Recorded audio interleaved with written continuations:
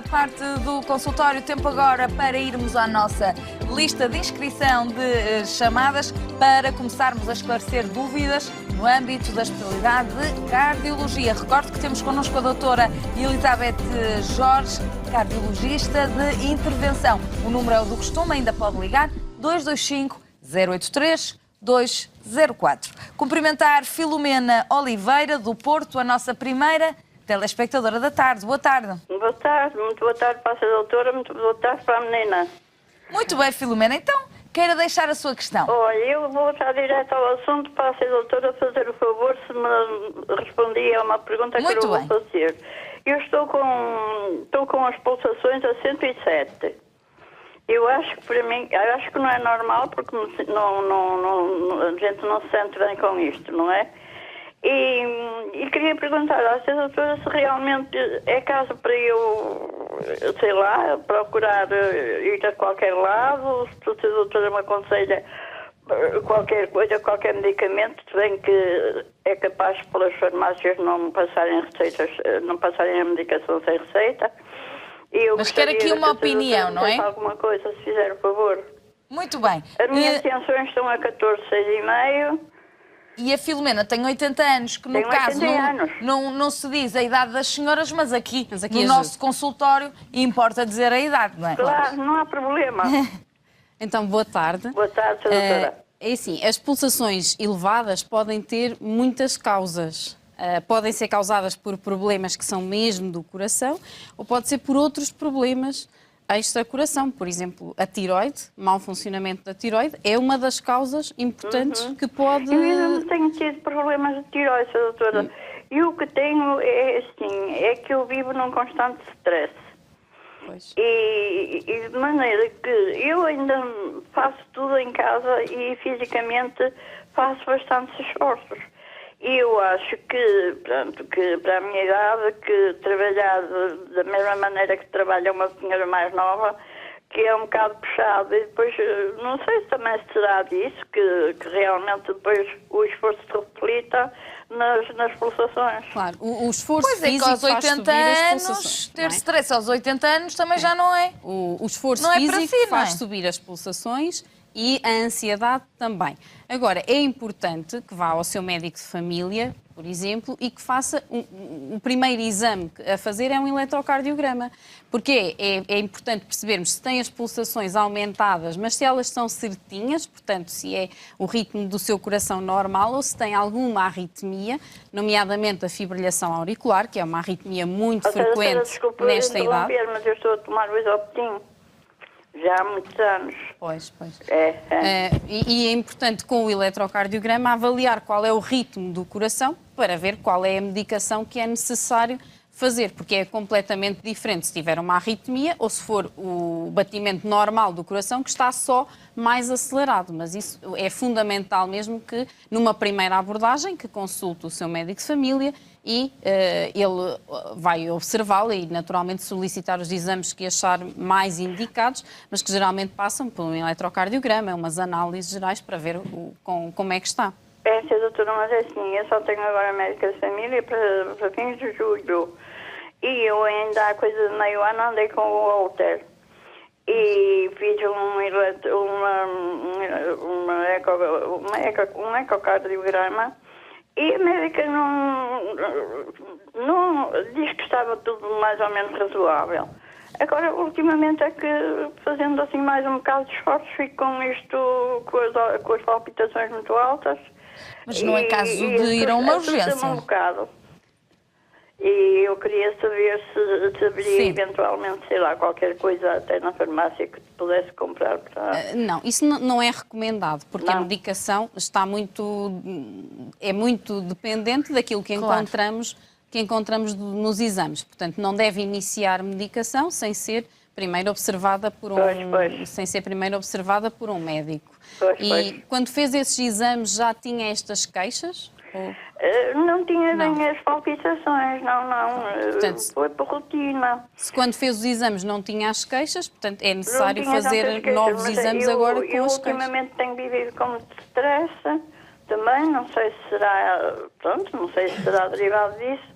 E pronto, mas vou dizer à sua doutora, eu, por exemplo, posso estar 3 dias com estes batimentos assim e depois, não sei, automaticamente vão passando. Eu, quando é assim, tento descansar o mais possível, não é? E que será o que terei que fazer, não é? Também, sua doutora. Sim, sim, mas é fundamental, se continua com estas palpitações, é fundamental despistar esta arritmia que lhe estava a falar, a fibrilhação auricular, que é muito comum na sua idade. Portanto, deve recorrer a um serviço de saúde ou um médico de família, aqueles sistemas de consulta aberta, para que seja observada. Portanto, só muito bem. Portanto, não é para esperar até julho, está bem, Filomena? Está bem. As suas melhoras. As melhoras. E obrigada por ter ligado. Cumprimentar agora a Ana Maria de Sarilhos Grandes. Boa tarde. Boa tarde.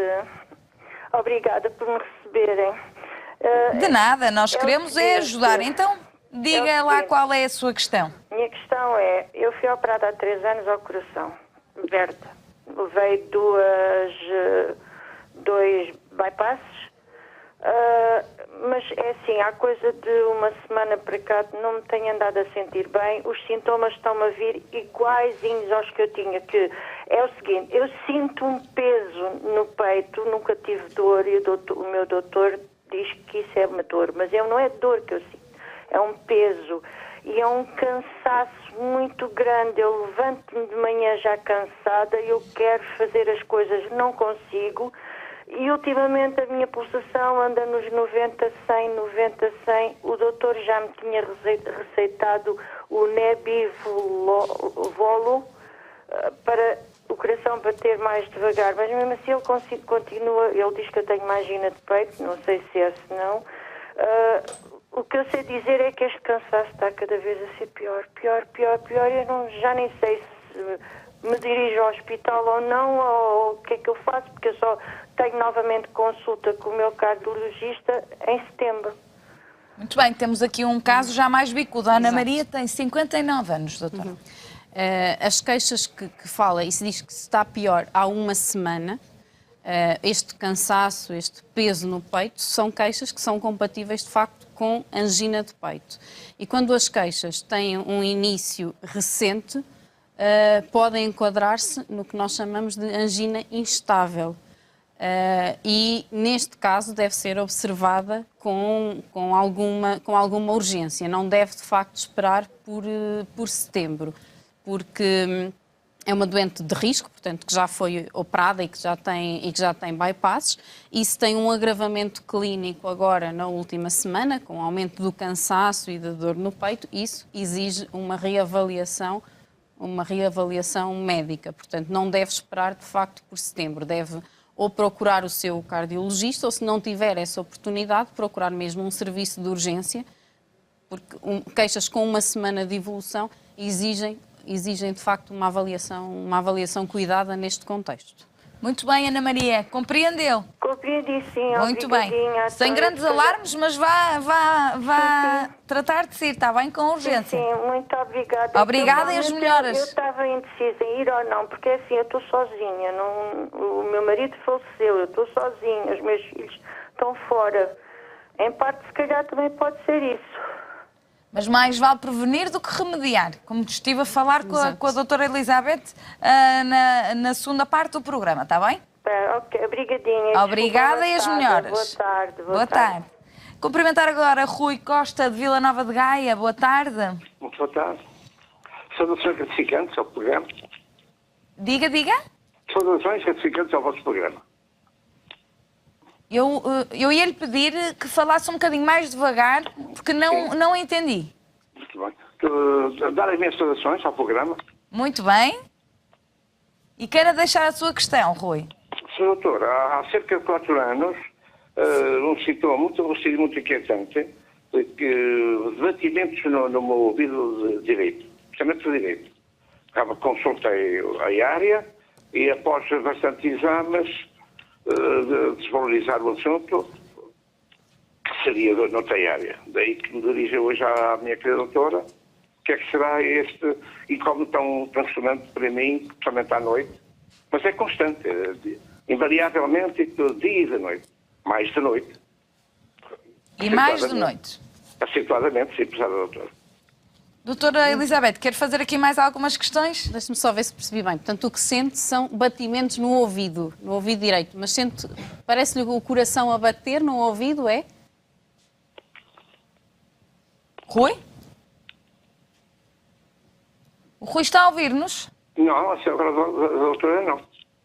Não ouviu a pergunta da doutora Elizabeth?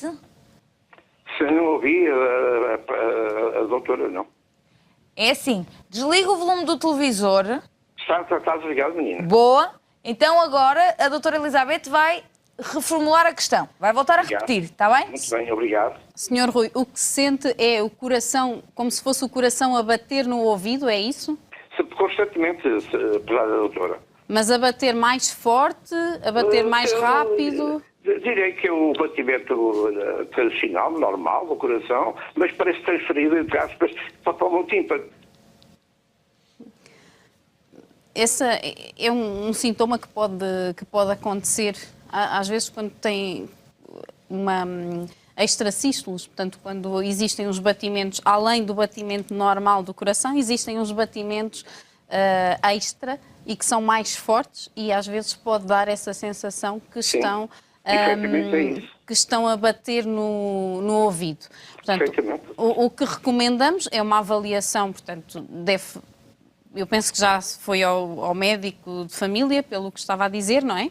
Sim, e o que recomendamos, no fundo, é que seja uma avaliação, um eletrocardiograma, eventualmente um Holter, que é, no fundo, um eletrocardiograma durante as 24 horas, para identificar se existe alguma arritmia, alguma extrasístolo. A maior parte das vezes é um sintoma que não tem associado nada de maligno, é um sintoma benigno, nada que, não muito tem grave. que não tem grande problema. É uma maior sensibilidade do doente para ouvir, portanto, os batimentos cardíacos, sobretudo quando está deitado e em silêncio e não está associado a nenhuma patologia maligna. Mas é facto, incomodativo, não há nada a fazer. Sim, tem de facto que perceber exatamente o que é e excluir se existe alguma patologia cardíaca ou não. Muitas vezes não se encontra nada.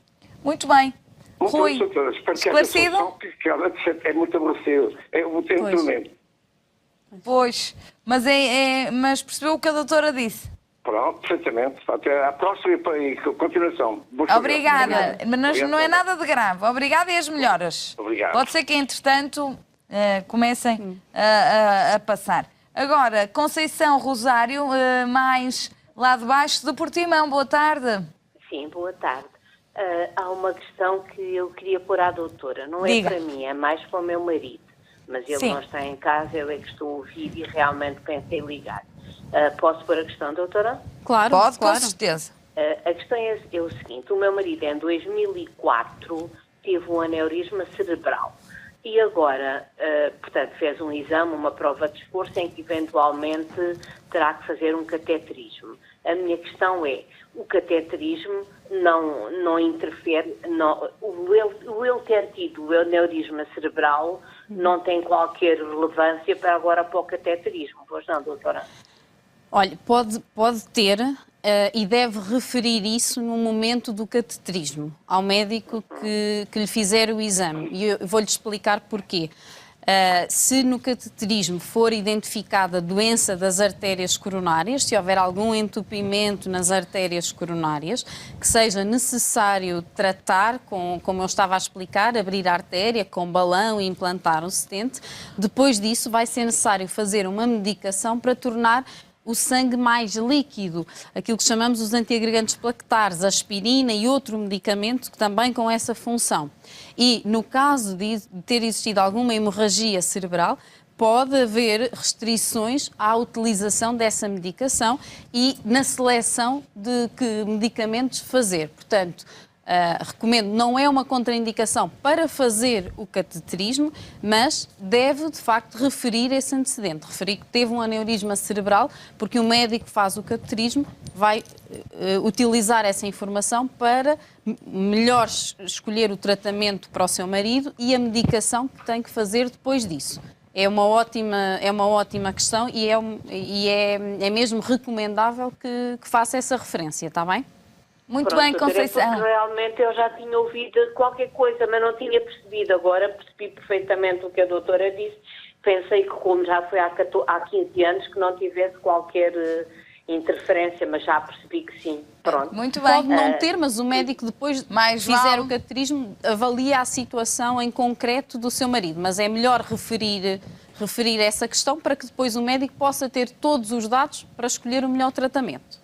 Muitíssimo obrigada para a atenção. Muito bem, Conceição. As melhoras, corra tudo bem. Também. Obrigada. As melhoras. Boa tarde. Muito agradecida. Cumprimentar agora de longe, da Suíça, de Genebra, Maria Pinto. Olá, boa tarde. Muito boa tarde. Quero deixar a sua questão. Sim, a minha questão é a seguinte. O meu filho foi há uns 5 anos, tinha 33 anos, teve um sintoma muito forte de infarto. Chamamos a ambulância, os bombeiros, no momento, medicaram-no e muito bem, conduziram-no ao Hospital Santa Maria. Resultado, ao fim de 6, 7 horas, foi então analisado, ficou internado e passado 3 ou 4 dias chegaram à conclusão que tinham que lhe fazer o cateterismo, puseram-lhe um stent. Agora é assim, estou a ouvir a doutora e também já ouvi mais médicos dizer que cada minuto nesta situação é muito importante. Eu fico assim um bocado... Então, como é que o meu filho teve... É verdade que os bombeiros o estabilizaram muito bem, mas como é que depois teve tanto tempo para chegarem a esta conclusão? Muito bem, portanto, é uma dúvida de um caso que já ocorreu. Deixa-me só perguntar-lhe, o seu filho está bem agora? Está bem agora, pronto, tem que ser medicado. Muito bem. Então vamos ouvir aqui a opinião da doutora Elizabeth à sua situação. Obrigada. Eu vou-lhe explicar. Nós aqui temos estado a falar sobretudo de um tipo de enfarte. Há vários tipos de enfarte. Temos estado, sobretudo hoje, a falar de um enfarte em que há uma oclusão, uma obstrução total, um entupimento total de uma artéria do coração. E nesses casos é que o cateterismo tem que ser feito de forma emergente, o mais rapidamente possível. Temos outro tipo de enfartes, que são os que nós chamamos de enfartes sem supradesnivelamento do segmento ST, no eletrocardiograma, em que há apenas uma obstrução parcial do fluxo naquela artéria. E nesses casos, o cateterismo não tem que ser feito tão rápido. Portanto, nesses doentes, eles podem ser internados, estabilizados, fazerem terapêutica médica e depois, mais tarde, fazerem o cateterismo. Portanto, no fundo, existem vários tipos de enfarte. Quase de certeza absoluta que o seu filho teve foi um deste tipo de infarto, em que não tinha uma obstrução total da artéria coronária, tinha só uma obstrução parcial e, nestes casos, de facto, o cateterismo pode ser realizado mais tarde, não tem que ser feito de forma emergente logo nas primeiras horas. Quando a obstrução é total, e isso manifesta-se nos exames no eletrocardiograma de uma forma diferente, nesses casos é como não passa mesmo sangue nenhum, aí temos que abrir a artéria rapidamente. Nos outros casos, o sangue passa e em repouso pode passar em quantidade suficiente. Quando são exigidos esforços ao coração, é que não chega em quantidade suficiente. Mas aí temos mais tempo portanto, há para o aí procedimento. como que uma triagem, não é? Exatamente. Portanto, nem todos os casos têm que ser feitos, mas isso já é uma decisão intra-hospitalar. Portanto, já é uma decisão depois de fazer o eletrocardiograma, as análises, aí é que é a decisão se o doente tem que fazer o cateterismo logo ou se pode ser internado, estabilizado e fazer depois. Portanto, o doente perante as queixas tem que chamar o 112 e tem que ser avaliada a situação. E depois a decisão, se tem que fazer logo ou mais tarde, já é uma decisão que depende desses achados. Muito bem, Maria. Ficou esclarecida? Obrigada. Nada. Muito obrigada. Boa tarde. Obrigada. Boa tarde. Boa... Muito bem. E cumprimentar o último telespectador a entrar em linha esta tarde, Paulo Carvalho, aqui de perto de Vila Nova de Gaia. Boa tarde. Olá, boa tarde. Quero deixar a sua questão. Com certeza. Era o seguinte, eu fiz uns exames de rotina há pouco tempo, pedi à minha mãe ter família e fiz uns exames que andava com umas, digamos assim, com umas palpitações no peito um bocado estranhas e falei para a minha médica, ela mandou-me fazer um ecocardiograma e uma prova de esforço. O que acontece? Tanto no ecocardiograma como na prova de esforço, apareceu-me umas sístolas, se não estou em erro. Umas? Sístolas. Fístulas. Sístolas. Portanto, no repouso, porque em esforço, na prova de esforço que eu fiz, não ocorreu nenhuma sístula, digamos assim, não, fístula. Portanto, só no repouso é que acontece isso. O que é que eu queria perguntar à doutora? Eu já joguei a bola há muitos anos, agora já há muito tempo que não jogo, parei, e queria retomar a atividade esportiva, mas estou com um bocado de receio se isto é grave, se não é, se me aconselho a procurar um cardiologista. Queria saber a opinião da doutora, se faz favor. Muito bem. Doutora Elizabeth, se tiver alguma dúvida, sim, pergunte. Eu penso que não deve ser... portanto, a fístula não é... A fístula a nível do coração geralmente não é identificada por estes exames. Portanto, penso que deve ser outra coisa que não uma fístula, porque a prova de esforço não identifica as fístulas, portanto, identifica será doença outro nome, coronária. Paulo? Não será outro nome? Isso que eu estou a tentar aqui ver. Pois. Tem aí o exame? Tenho, por acaso tenho aqui. Se quiser ler, porque deixe-me ver. Deve ser outra palavra. Provavelmente, eu que me expressei mal. Provavelmente. Nós esperamos aqui um bocadinho por si. Deixe-me cá ver aqui. Porque numa prova de esforço, normalmente, o que é que se analisa? Na prova de esforço, analisamos dois aspectos. Por um lado, a capacidade do doente de fazer esforço, como é que reage ao esforço, aquilo que chamamos a capacidade funcional. E, por outro lado, se existem alterações no eletrocardiograma que sejam induzidas pelo esforço e que nos levantem a suspeita de ter alguma obstrução numa artéria do coração. Portanto, quando temos uma obstrução parcial de uma artéria do coração, quando é exigido um esforço suplementar a esse coração e não chega sangue em quantidade suficiente, há aquilo que chamamos de isquémia e isso traduz-se por alterações no eletrocardiograma, que é o que nós vemos na prova de esforço. Portanto, a prova de esforço é o exame que vai identificar se existe a tal suspeita de obstrução das artérias do coração e identifica também a capacidade da pessoa, do doente, de fazer esforço. No ecocardiograma, não sei se já tem... Já tenho. Então diga lá, Paulo. Pronto, é assim, no ecocardiograma aparece-me nota observadas frequentes extracístolas. Extracístolas. Okay. E na prova de esforço, portanto, aparece-me aqui esporádica, extracístolas ventriculares isoladas que desaparecem com o esforço. Provavelmente fui eu que me expliquei mal. Uhum. E a prova é normal? Depois diz aí no resultado se a prova é positiva ou é negativa? Portanto, aqui no diz conclusão, diz prova máxima negativa para a isquemia do miocárdio. Pronto. Muito bem. Então vamos... A doutora vai analisar aqui esse resultado. Pronto. O que tem é uma situação diferente. São extracístolos, é aquilo que eu estava a falar há pouquinho. São os batimentos extra do coração, ou seja, tem os seus batimentos normais, do ritmo normal do coração, e depois surgem uns batimentos a mais extra. E a sua prova de esforço foi normal, portanto, foi negativa para a isquémia. Neste caso, depende muito da quantidade destas extracístolos, se é muito, muito frequente ou não.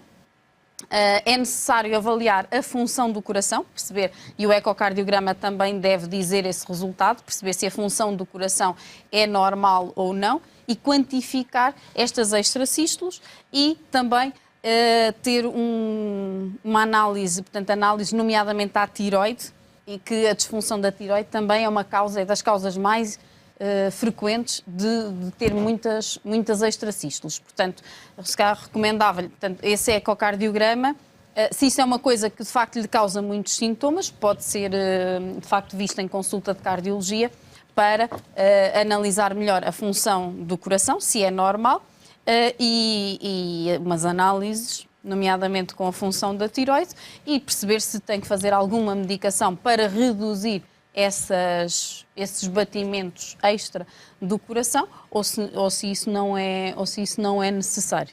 Muito bem. Portanto, ficou mais descansado, Paulo. Na maior parte das vezes não é uma situação também benigna, mas pode incomodar os doentes. Portanto, pode ser um sintoma muito incomodativo e aí nós temos fármacos que são muito eficazes para as reduzir e que podem ser dados.